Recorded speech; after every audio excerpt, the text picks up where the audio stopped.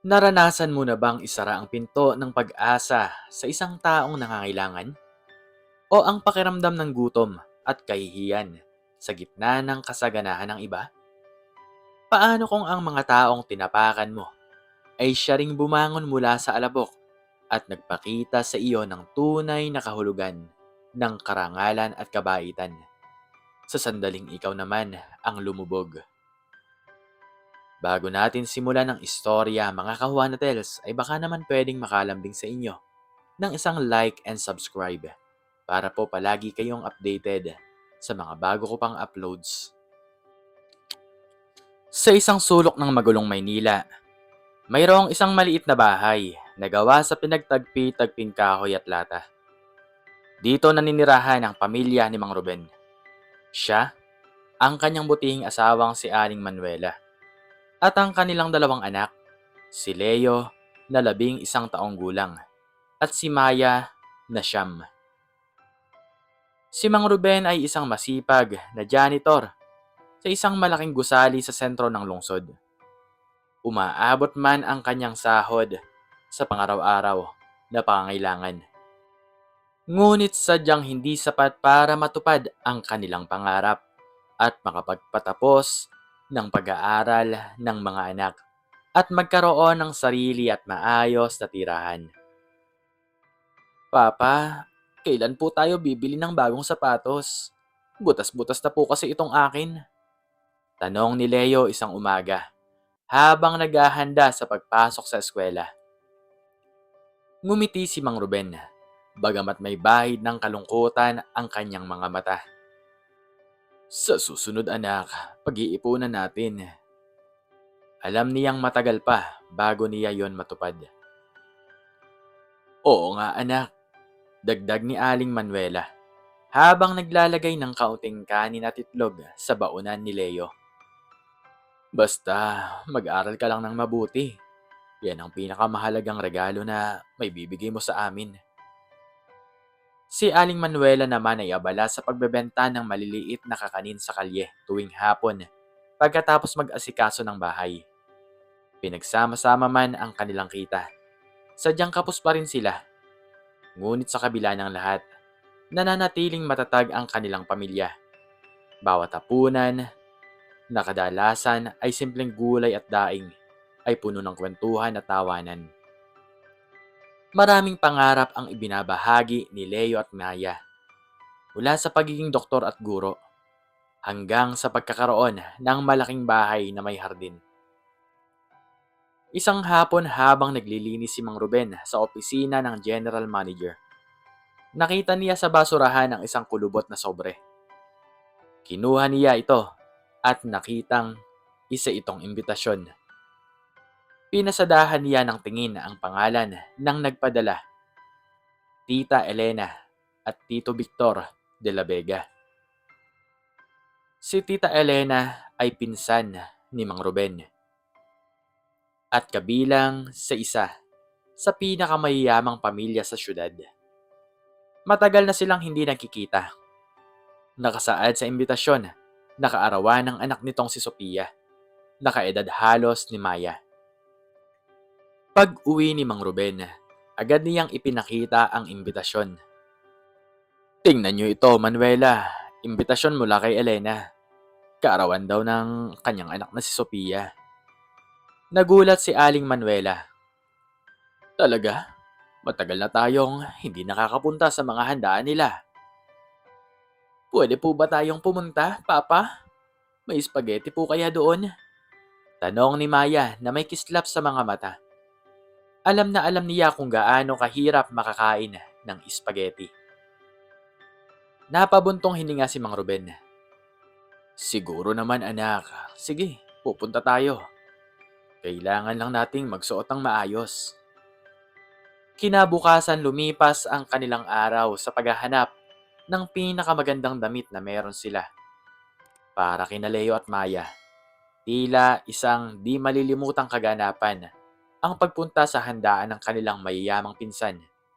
Bihira silang makakain sa labas at mas bihirang makakita ng ganitong uri ng pagdiriwang.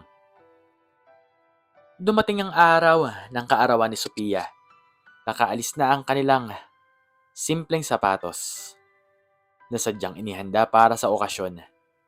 Pagsapit nila sa mansyon ng mga De La Vega, bumungad sa kanila ang napakalaking bahay na may malawak na hardin at swimming pool. Ang daming sasakyan sa garahe at ang bawat sulok ay pinalamutian ng mga lobo at bulaklak. Ang mga bisita ay nakasuot ng pangmayaman, marangya at mamahaling damit. Agad silang nakaramdam na naiiba sila. Nandyan na pala kayo, Ruben. Bati ni Tita Elena na may bahid ng pagtataka sa kanyang tono. Akala ko naman hindi kayo darating. Tiningnan niya si Aling Manuela at ang mga bata mula ulo hanggang paa na tila sinusuri ang kanilang simpleng pananamit. Pasensya na, medyo abala. Mahirap talaga kapag maraming bisita. Ayos lang, Elena. Salamat sa imbitasyon. Sagot ni Mang Ruben. Pinipilit ng umiti. Ang dami ko po kasing gustong kainin, Mama. Bulong ni Maya. Habang nakatitig sa mahabang mesa na puno ng iba't ibang pagkain. Lechon, carbonara, fried chicken. At hindi mawawala ang kanyang paboritong spaghetti. Maya, Leo, maging mahinahon kayo. Hintayin niyo ang pagkakataon niyo. Pabulong na paalala ni Aling Manuela. Lumipas ang ilang oras, ngunit hindi sila pinansin. Ang lahat ng pagkain ay ipinamamahagi sa mga importanteng bisita. Nakita ni Leo ang isang waiter na nagdadala ng spaghetti. Ngunit nang lumapit siya, sinabihan siya. Ay, pasensya na. Para sa mga bata ng mga VIP to. Pero, gutom na po kami. Sabi ni Leo na may luhang nangingilid. May mga hotdog naman dyan sa likod, baka pwede nyo na lang subukan. Sagot ng waiter na tila walang pakialam. Lumapit si Mang Ruben kay Tita Elena. Elena, baka naman pwede kaming kumuha ng pagkain. Ang mga bata kasi gutom na. Tiningnan siya ni Tita Elena na may pangiwi sa muka. Ay Ruben, pasensya na ha. Naubos na kasi ang mga plato at kutsara. At saka para lamang kasi sa mga kaibigan namin ang mga pagkain dito. Alam mo na, mga pangmayayamang tao lang. Pero pinsan mo naman kami, Elena. Bulong ni Aling Manuela na hindi na mapigilan ng galit at kahiyan. Oo nga, pinsan. Pero ang social status natin ay magkaiba. Pasensya na talaga. Hayaan nyo ipagbabalot ko na lang kayo ng tira-tira pang-agahan bukas. Yun ay kung may matitira pa. Sabi ni Tita Elena na may halong pangungutya sa kanyang tinig. Para hindi kayo mapahiya. Kayo naman kasi. Dapat nag-iisip kayo kung anong lugar nyo. Para itong balde-baldeng malamig na tubig na ibinuhos sa kanila. Ang mga mata ni na Leo at Maya ay puno ng kalungkutan. At ang mga luha ay nagsimulang dumaloy sa kanilang mga pisngi. Ang kahiyan ay mas masakit pa kaysa sa gutom. Tara na, Manuela. Mga anak, tara na. Sabi ni Mang Ruben na may pait sa labi. Tumayo sila ng tahimik at umalis sa mansyon. Bit-bit ang kanilang kahiyan. Sa daan pa uwi ang katahimikan ni mabigat. Bakit po ganun si Tita Elena, Papa? Tanong ni Maya, humihikbi. Hindi po ba kami dapat pakainin? Niyakap ni Mang Ruben ang kanyang mga anak. Hindi ganyan ang tunay na kayamanan, mga anak. Hindi ito tungkol sa dami ng pagkain o sa ganda ng buhay. Ang kayamanan ay ang paggalang at kabaitan sa kapwa. Matuto tayong bumangon sa sarili nating mga paa. Mula noon nagkaroon ng malaking pagbabago sa pamilya ni Mang Ruben. Ang kahiyan at galit ay naging gasolina para sa kanilang pangarap. Ayoko nang maramdaman nyo ang ganitong kahihiyan, mga anak. Sabi ni Mang Ruben isang gabi. Magtatrabaho ako ng husto at hindi tayo susuko. Araw-araw pagkatapos ng trabaho ay nagsisimulang gumawa ng kakaibang formula si Mang Ruben sa kanilang maliit na silid. Palagi niyang napapansin ang kahirapan sa paglilinis ng mga matitigas na mantsa sa opisina gamit ang karaniwang panlinis. Naisip niya na kailangan ng isang solusyon na epektibo, eco-friendly at abot kaya.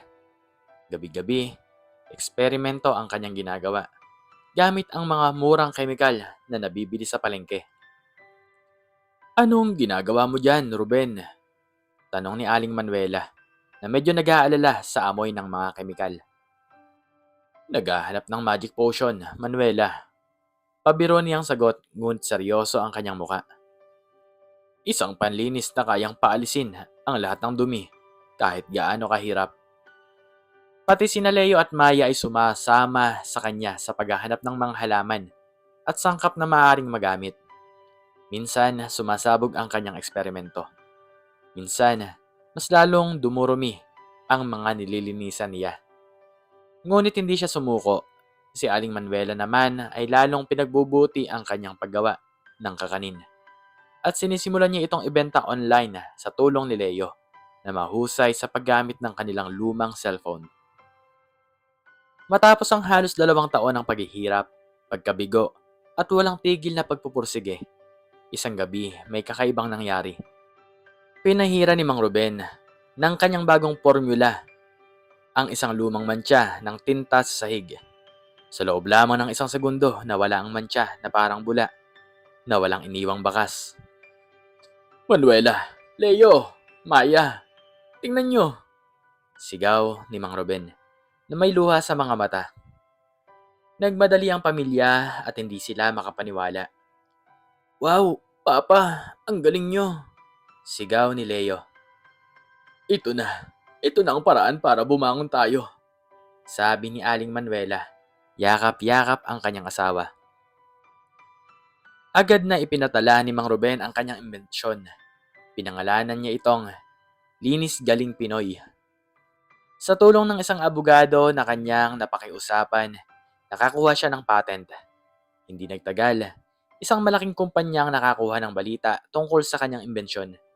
Nag-aalok sila ng napakalaking halaga para sa karapatan na gamitin at ipamahagi ang kanyang produkto sa buong bansa. At maging sa labas ng bansa bukod pa rito, inalok din siya ng posisyon bilang head ng research and development na may malaking parte sa kumpanya. Nagsimula ang bagong kabanata sa buhay ng pamilya ni Mang Ruben. Mula sa pagiging janitor, isa na siyang respetadong inventor at negosyante. Lumipat sila sa isang malaking bahay. Pinagpatuloy ang pag-aaral ng mga anak sa magandang paaralan at nagsimulang mamuhay ng masagana. Ngunit hindi sila kailanman nakalimot sa kanilang pinanggalingan. Itinayo nila ang Linis Puso Foundation na tumutulong sa mga mahihirap na pamilya at nagbibigay ng scholarship sa mga batang may pangarap sa buhay. "Ang pera ay hindi dapat magbago sa kung sino tayo," paalala ni Mang Ruben sa kanyang mga anak. "Dapat gamitin natin ito para makatulong at magbigay ng pag-asa sa iba." Samantala lumipas ang ilang taon, ang pamilya de la Vega naman ay dahan-dahang lumulubog. Si Tito Victor na kilala sa kanyang pagiging mapagsamantala at labis na pagtitiwala sa sarili, ay gumawa ng sunod-sunod na maling desisyon sa negosyo. Ang kanilang kumpanya na nakabase sa pagkuha ng mga kontrata sa gobyerno sa pamamagitan ng koneksyon ay hinarap ng matinding investigasyon dahil sa korupsyon. "Victor, ano nang nangyayari sa atin?" tanong ni Tita Elena na punong-puno ng takot. Ang kanilang mga ari-arian ay unti-unting kinukuha. Ang kanilang mga bank account ay unti-unting napiprease. "Huwag ka mag-alala, Elena. May paraan pa. Ako nang bahala," pilit na sabi ni Tito Victor. Ngunit ang kanyang muka ay halatang puno ng pangamba. Ngunit walang nagawa ang kanyang mga pilit na salita. Lumabas ang lahat ng kanilang katiwalian. Lubhang naapektuhan ang kanilang reputasyon.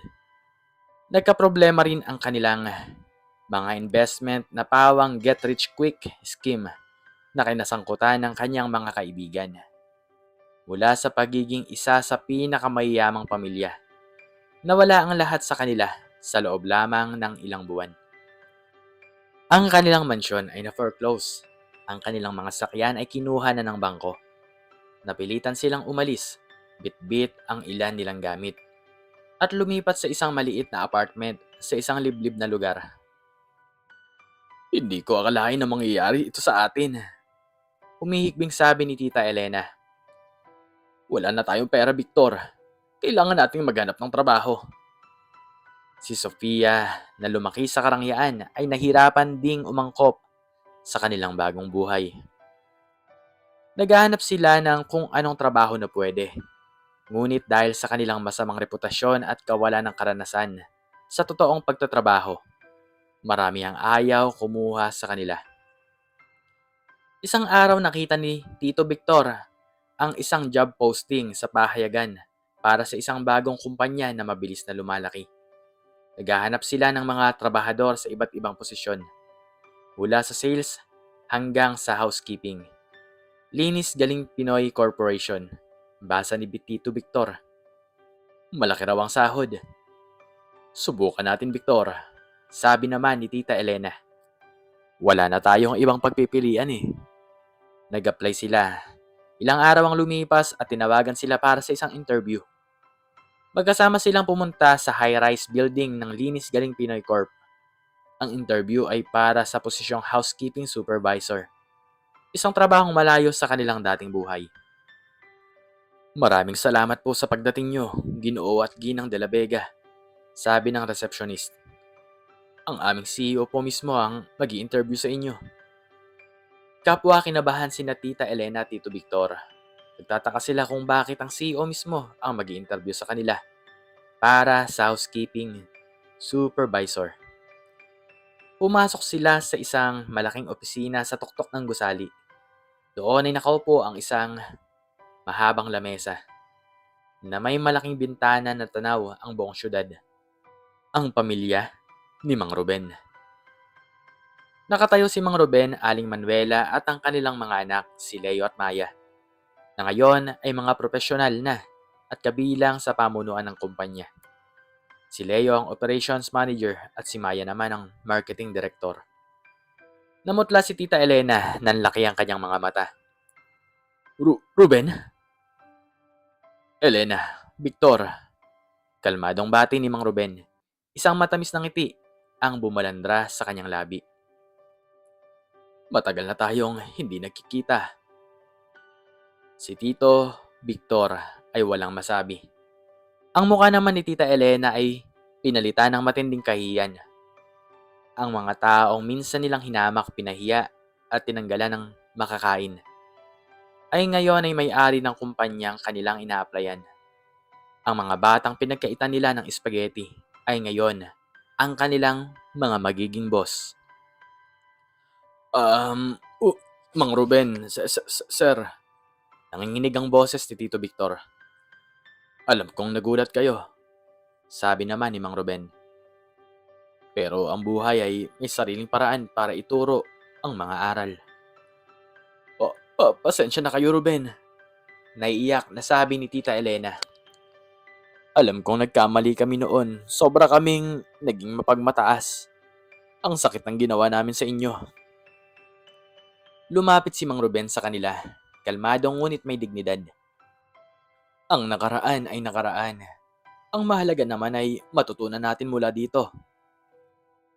Ang kumpanya na ito ay nagbibigay ng pangalawang pagkakataon. Nakita naman namin ang inyong aplikasyon. Qualified kayo para sa posisyong housekeeping supervisor. At alam kong kaya niyong gawin ang trabaho kung gagawin niyo ito ng buong puso. Handa po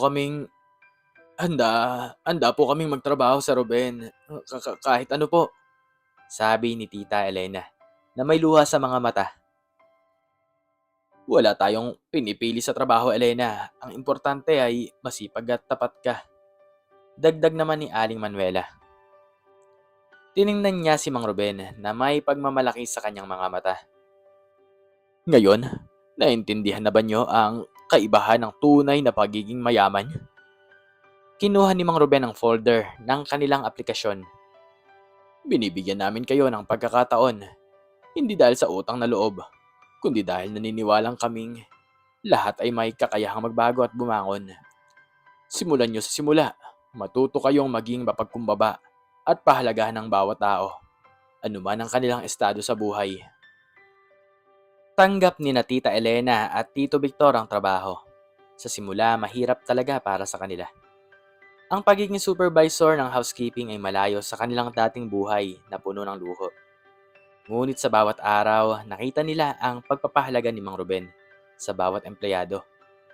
Mula sa janitor hanggang sa mga executive.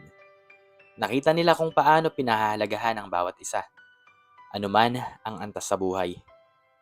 Dahan-dahang nagsimula silang magbago. Natuto silang maging mapagkumbaba, matapat at masipag.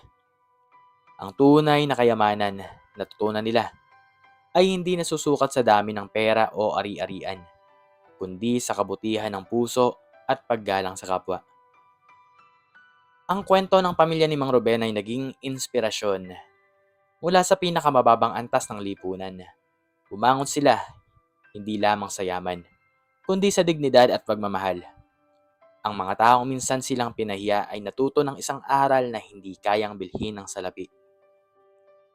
Ang kwentong ito ay paalala na ang tunay na yaman ay hindi nasusukat sa kapal ng bulsa o laki ng mansyon, kundi sa lalim ng puso at lawak ng kabutihan. Ang pagpapakumbaba, tiyaga at pagmamalasakit sa kapwa ay mga kayamanang hindi mananakaw at hindi matutunaw.